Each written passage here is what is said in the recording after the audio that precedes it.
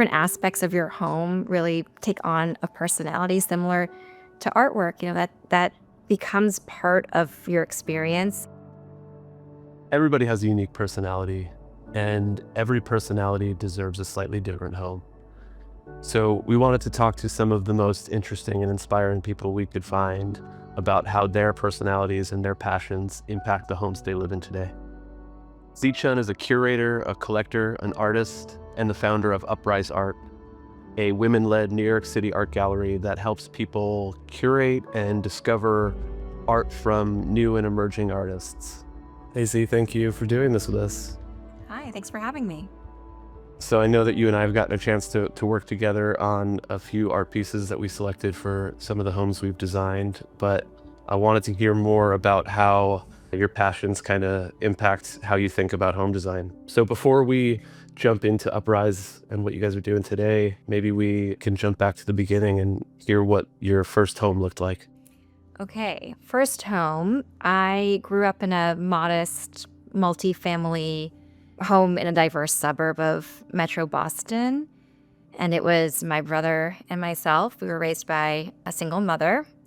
And we were a really close-knit trio. So even though our home was very small, it actually never bothered us. It wasn't precious. It was really functional. And that being said, the three of us were very sentimental. So my mother came to this country with one small red suitcase. And I think that because of that, she's really collected, maybe borderline hoarder. She's collected things and held on to them for a very long time. And I think that that's very common of a lot of immigrant families. Do you think that kind of directly informed your instinct to collect beautiful pieces, maybe as a reaction to that? Yeah, I've never thought of that, but I think that in a lot of art collecting and collecting in general is really storytelling and understanding how objects contain these messages and ideas that are passed on through a physical object. And I will say that my mother very much was a storyteller. I think part of not having a lot of physical possessions, belongings, is that you have to remind yourself of, where you came from and how you got to where you are. So I think that really plays a big role in what I do now, and making sure that we are respecting the ideas and the craft of the artists that we work with, and ensuring that we are really conveying their story to collectors who otherwise wouldn't know who they are. Is there a specific object you remember that had a story for you as a kid? Oh, well, this is caught me off guard, but there was one Christmas where my brother and I bought a few action figures, and we kind of Frankensteined them together to make an action figure for our super mom. I think that it really was one of those moments where my mom was just so overwhelmed with emotion because this is how her kids saw her. And so I think that might still be in the house. Actually, I'm sure it's still in the house somewhere. But she had it out like on the piano. It was just like a really strange looking object. And she had that. She would tell everyone who came over about how amazing this thing was that her kids made, and it was hideous. But I just love that for her. This was just like this encapsulation of the role that she played for both of her kids. Was there art on the walls? There was a lot of our artwork. So my brother and I were both visual artists through college, and we always took art classes. And I was an art history major, but did quite a few studio classes at school. So we always had a lot of our own artwork in the house. Are you still doing that today? No, I never pursued visual arts. I'm always been on the gallerist side. It's something that I've never turned down, like a figure drawing class. And having children now, too, has been a great opportunity to rediscover creating artwork with no end goal in mind. Yeah. So it's still a part of my life, but not something that I have a system or a routine to. Yeah, it's something I've been trying to teach myself how to do, is to just like enjoy the process of creating without worrying about what this is going to become. And when I can get there, it's beautiful, but it's rare that I can allow myself to do it. Yeah. And it's so funny because I'm always in the mode of giving feedback to artists. And it's really hard when you're creating a work yourself to really have that perspective. But it's fun with kids because I have to figure out a way to describe it very simply and get to the essence of what I'm trying to say, right? Like with artists, sometimes you have to really think about how they're going to take what you're saying. And also, you want to make sure that you're allowing for enough room for them to not feel pulled too strongly in one direction or the other and leave things open-ended. And with talking with children, it's a real exercise in finding the essence of your point. I have so many questions, but maybe before I jump into too many, can you just tell anyone who's listening maybe a little bit more about Uprise and what you're doing today? Sure. So we are an art gallery based in New York. We're located at that intersection of Soho, Tribeca, and Chinatown. And we represent emerging artists and we focus on original contemporary works. So we have an advisory service and can help individuals find art for their homes. We also work with institutions and companies for art for spaces where people work or gather. Hospitality and healthcare are also big areas for us. And we have a very robust trade program. So we work with architects and interior designers and art consultants and help them find artwork for their various projects. So just jumping back to what you were saying when you're doing studio visits, how are you typically finding new artists that you guys are going to work with? So our team is on the ground in studio buildings and group shows. We're often looking through awards that our artists have won and seeing this year who won the award, going to MFA shows, really just being aware of artists who are at a stage in their career where we can make a big impact. So we work mostly with emerging and mid-career artists and help them as a creative sounding board, but also to find a collector base that resonates with the work that they're creating. So when you were talking earlier about speaking to artists about keeping a little bit of that play in their practice and not thinking too much about the end result, is that maybe the advice you find yourself giving a lot, or is there a piece of advice that you find that you're passing along to young artists early on? Our approach is always to offer our thoughts, but then always to make sure that the artists know that there's how we view their practice, and then also the data about the sales and the inquiries that we're receiving. And it's up to the artist to decide what to do with that information. So, for example, an artist might be very successful with a body of work, and we'll give them the information about how many inquiries came in and some of the feedback we're hearing and some of the questions that people have about the work. But we're not telling them to continue to make that same kind of work forever. We don't want to be prescriptive about what artists are making, and we want to tell them this is something that is very successful now, but we want you to follow what interests you and create work that you're excited to create. And it might be a combination of continuing this series or this direction, and then also allowing yourself the space to play. So long story short, the advice that I find myself giving artists quite often is to push their practice further. So they might be thinking about certain concepts or certain techniques, and I say, well, what happens if you push that to the extreme? Because you can always pare things back. But for instance, if they're, as an example, say someone was thinking, okay, I have been working at this scale and I'm considering what happens to the work and the ideas if it gets to be slightly larger. And then I might suggest, well, why don't you, if that's something you're interested in, like, why don't you really push it to the extreme and make a really large work or a really small work and say what happens to the composition, what happens to how immersive the work feels when scale becomes really pushed. And it I think often clarifies exactly what they were trying to accomplish with that idea. Sometimes you can't just make small steps. You really have to challenge yourself and say, I'm going to make a very large change in my life to see a real impact. Yeah, I mean, I can I don't know for sure, but knowing some of the artists that y'all work with, I can see the constant evolution that it seems like those artists are having, and it's always exciting to come back to a show in your space and see an artist that I saw 2 years ago and how things have grown and evolved. So yeah, I definitely I it seems like that advice is taken because it's happening for sure.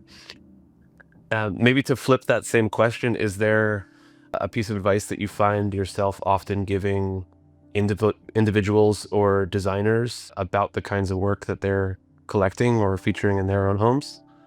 So we give a lot of thought to obviously like the work that we show in the gallery, but then also in the way that we present work online because we're living in the age of Amazon and e-commerce and filtering and sorting and getting fewer and fewer return results for what you're looking for. And that's not how you really experience art if you go to a gallery, right? You're discovering and you're learning about things you didn't realize existed. And if you were trying to say what you'd want from artwork, you might say, oh, I'm looking for abstract work in this scale with these colors. You might end up losing out on a lot of other options that are actually much more exciting and resonate with you. So when we talk with collectors, we'll find work that we think hits some of those ideas that they're interested in, but we'll always include kind of, I wouldn't call them wild cards necessarily, but just other work that might really resonate with the collector. And I'm always surprised at what people end up choosing from the different kinds of options that we present. But one of the pieces of advice that we'll often give is that you don't worry too much about how it fits in the space, especially if you're collecting several works for your home all at once. There is something really nice about having your collection feel at least like it was collected over time, and that there's a certain amount of visual intrigue when maybe you have a small piece on a large wall and it's set off center, or you have just an interesting relationship that's considered and thoughtfully placed. And it's more about the artwork and less about having it fit kind of this brief of like what needs to go into this room, X number of pieces at this scale. So the goal is that they keep the artwork for much longer than they keep the home. How So dare you?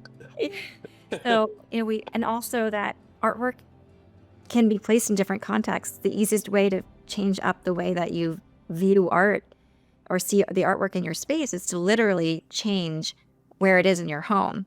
And switching where you place artwork in your home and moving things around is like not to be too precious about where it lives. Yeah, it makes a lot of sense. When we start designing, we have a lot of tasks on day one. We're really just trying to understand the personality and the lifestyle of the people that we're designing for. So in the beginning, we're asking if there are precious pieces or objects or anything that is going to come into this home that we're designing. But it is funny because it's that conversation happens on day one, and then that conversation is often saved till the end, candidly, for the pieces that are going to be new to the space. And maybe to throw this back to you, like, do you find that there's better results at incorporating art and architecture and interiors when that conversation is more consistent throughout the process? More time is always better. Like we love being able to just have the opportunity to think, like even if the design continues to evolve and change, we love to understand the different points of that process. So when architects bring us in early, even when it is at that mood board stage, it's nice because then we understand the kind of the DNA of the project and what the client is looking for. And it gives us just more time to think through options. It might not be a piece that exists. It might be a custom artwork that takes a few months for the artist to create. So it just Yeah. opens up a couple of more options. I think that that's another kind of piece of advice that I always give is that there's just so much wonderful art out there that there's no reason to acquire a piece just to have something on the wall. And it's okay to have a blank wall and to save space for when you have a piece that you absolutely love, because why you're just missing out on that experience.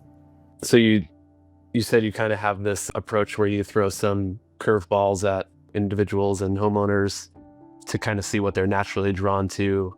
Just to bring it back to you, is there like an aesthetic that you think you're naturally drawn to, or maybe that you've been surprised that you've been drawn to?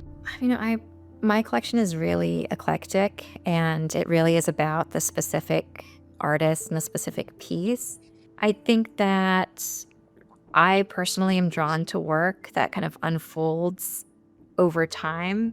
That's not so immediately apparent. Like there's something that draws you in and either your eyes traveling or maybe more conceptually you're looking at it and then you realize that there's a certain subtext or there's something that is maybe a little bit sad or a little unexpected about the work. So for me, I think that that probably is kind of the overarching theme. When you find a piece that you really connect to, are you able to quickly visualize it in a space? Or are you kind of just absorbed by the piece, or can you see its final like place that it will live? Well, I think that when I'm looking at artwork, I usually am not thinking about where it will go. That being said, I have an uncanny ability to gauge the size and the exact dimensions of an artwork at this point, and also ceiling heights and the ideal midline hang point for artwork. Seems like a helpful skill. Yeah. My husband's always like, we really have never needed a tape measure in this house. Just personally, how do you think about collecting objects versus pieces that'll hang on the wall? I collect objects and wall-based art. I think that probably we have a 7-year-old and a 4-year-old. So probably in the last 7 years, I have not been focusing so much on objects and tabletop. But this just is like a phase of life, right? And the next phase will be different. I'd also love to hear more. We are lucky enough that we're designing for young families on a pretty regular basis, but um, I'd love to hear how becoming a parent changed how you use your home and how you think about your home. You said obviously that those tabletop objects become a little bit more scarce for those early years, but are there other ways that becoming a parent changed how you live? Well, on the artwork side, we also advise for a lot of families, and a wall is a very safe place for art. There are some exceptions to that, right? Like right behind the dining table, perhaps not. But in general, they're pretty low to the ground, kids. So as long as you have enough clearance where their little shoulders aren't going to rub up against a piece of art or knock anything over, it usually doesn't really have to limit a lot of options for artwork. That being said, we are moving at the end of the year into a new home. So that is the next phase. And it's exciting because we're currently designing that space, thinking about designing for the next 5 years.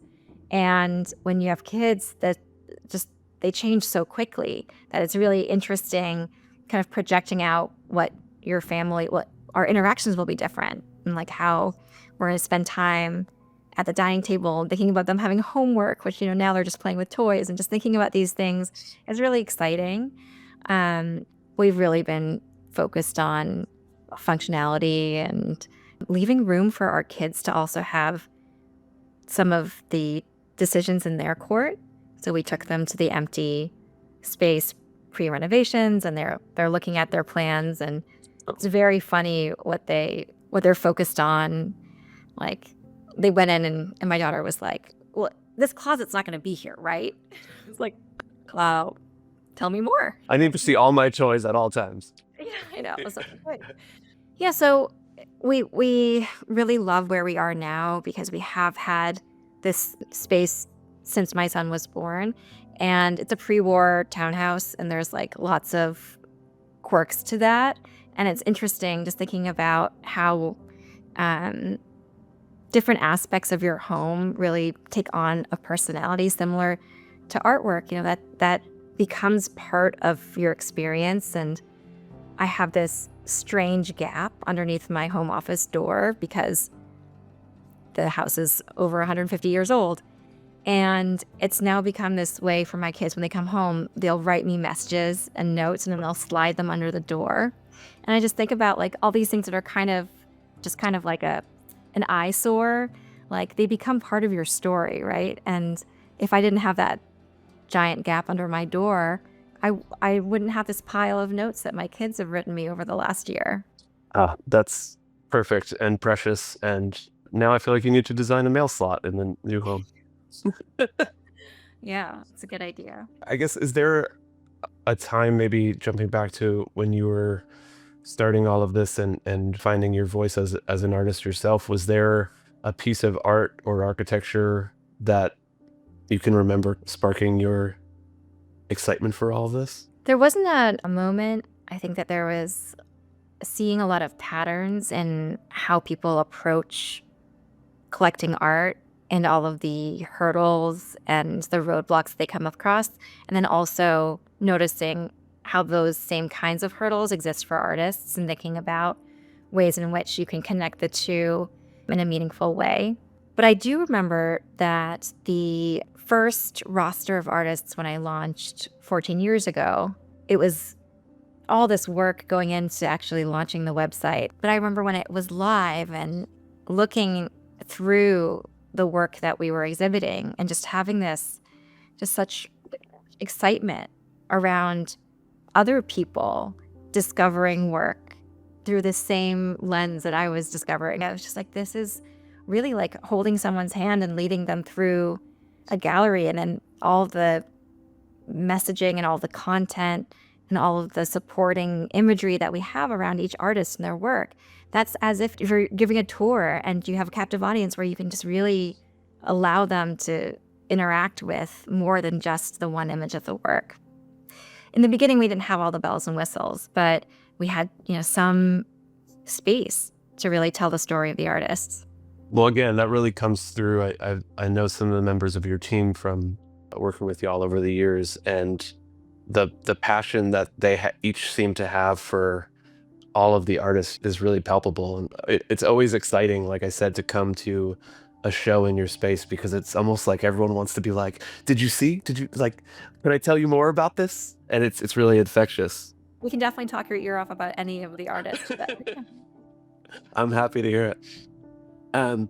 You mentioned that there's some roadblocks that you saw early on for collectors and artists alike that you were trying to solve for. Can you shine a little bit of light on, what those were and what the solutions have been? Logistically, expecting someone who is not used to going and looking at art to go to Chelsea and walk through many doors they've never walked through before, and perhaps interact with staff that does not say hi when they walk in the door, and knowing what questions to ask and where to start is unrealistic. And so for me, I was thinking, as someone who was an art history major, who had many friends who were in the art world, had many friends who were artists, many friends who were working at galleries and auction houses, many of them did not own art themselves. And I was like, well, if we're already knowledgeable about this work and we're not collecting art, how can we expect folks who are outside of the art world and not as well versed in work to make that leap? So I felt like education was a big component. Being able to put the information in a way that it's digestible and accessible so that people don't need to know the questions to ask. They can just explore and discover. We can tell the artist's story, talk about what the specific work is about, what it's made of, how it was made, and the pricing, and also framing, the logistics of things like this is what's going to cost to ship the work. So being transparent and offering education around the work. And then some of the other hurdles were that folks often feel like they don't know what kind of work fits their personality or their style. And that to me is really fascinating because, we can put on a t-shirt and jeans on the weekend, and then we can wear a suit to an event, or we can wear a ball gown to a gala, and we can do all these sorts of things. When people think about art, they're like, I must have this one profile of this is going to say so much about who I am, and it's going to determine my entire personality. And I really just feel like you need to have work that resonates with you, that you have some connection to, because you don't want to live with a stranger, and you don't want to have artwork in your home that you feel like you don't understand or know.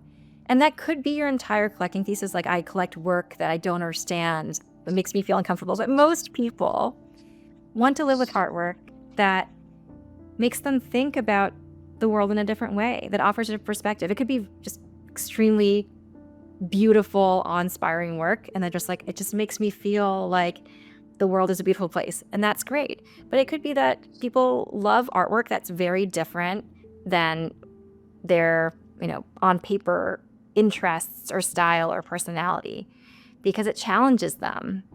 Early on, I was giving some talk about art collecting, and I just asked the audience, I said, can you tell me a little bit about how you would describe the kind of artwork you are drawn to, that you like? And this woman raised her hand and she said, well, I like Edward Hopper. And I thought that was really fascinating, because there's so much that you can take away from that. And you could say, okay, she loves paintings. She loves figurative paintings that deal with Americana. You can keep going in one direction, or you can be like, she likes work that kind of makes you feel a little sad and a little lonely. And there's like so much you can unpack there. But that's the challenge, right? People feel like they have to put words to this thing that you don't necessarily need words to describe. And that's why our jobs are difficult, because we have to kind of present work and get to know them and have a conversation. And what comes out of that could be very different from where they started. Yeah, you couldn't be more speaking my language. It's kind of the backbone of our studio, that architecture and interiors, just like art, feel really scary and intimidating, and they're often really expensive, and it's a really long process. And I think it's our job to make it more approachable and make it more human. And that's honestly what part of these conversations are, and it's part of the reason that we designed the card game. It's home design should be about the people who are inhabiting that space. And if, just like you're saying, if someone is more of a recluse and an introvert, and they're less interested in hosting, then maybe that formal dining room is not the space that they need, even though that's what the wish list they came to us with is. And we want to make sure that we're designing spaces that really impact the lives of those people. It's very similar to what you're saying of like, it may not be as easy to describe on paper why you're resonating with a certain piece of art, but Uprise has definitely done a really beautiful job at making that a fun process to find the pieces that you might connect with. That's so nice to hear. Like, person to person, everyone on our team has a real connection with certain artists and certain artists' works. All this really comes across as a big part of why we wanted to chat with you today.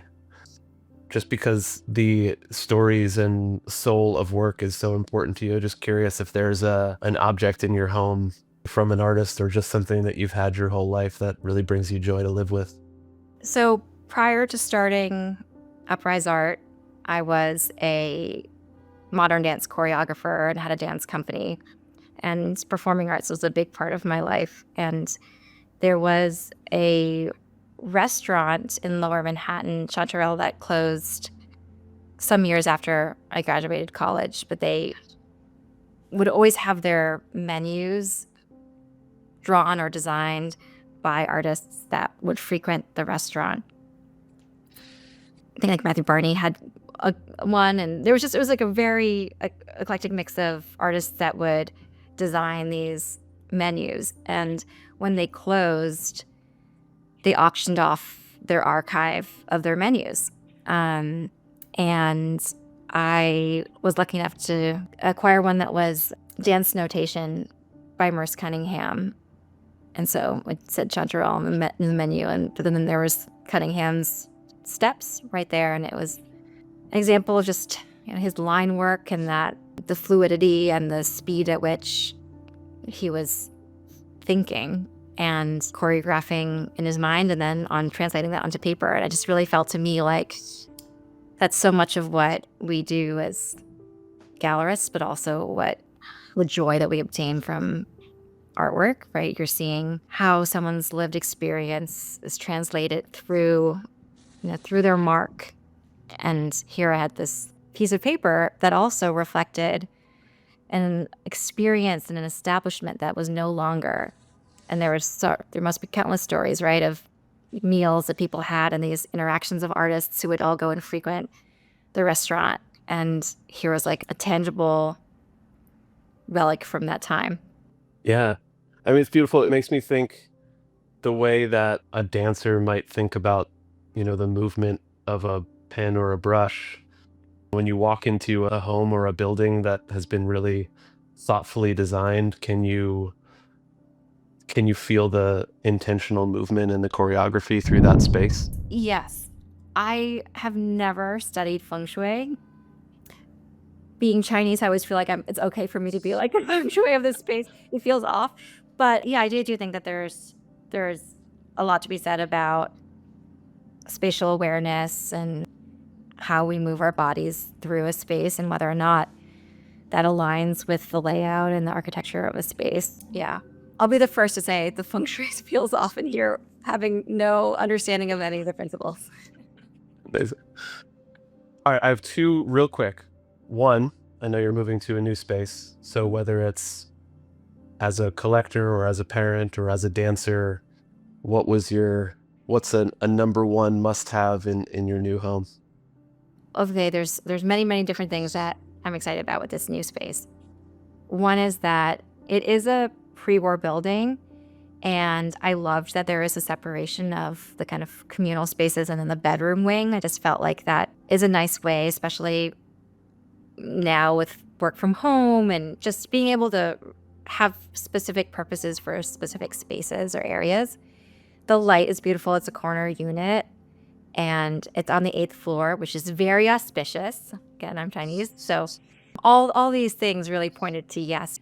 But when I walked in, I think I could just imagine our family coming home and having that sense of like, just an exhale, that was this little sanctuary 8 stories high up above the bustle of the city. All right, my last thing. I've been thinking about this for the entire time we've been speaking now, and I need to know, do you still have the red suitcase from your mom? No. But when I went on a trip with my husband, we went to a toy store and they had this little red suitcase. I bought one for my daughter so that I could tell her the story of that. That's how her popo, her grandmother, came to this country with one little red suitcase. No, it's beautiful. Well, I'm so excited for you to move into your new space, and I know I've said it a million times, but we love what y'all have created at Uprise. So thank you so much for doing this.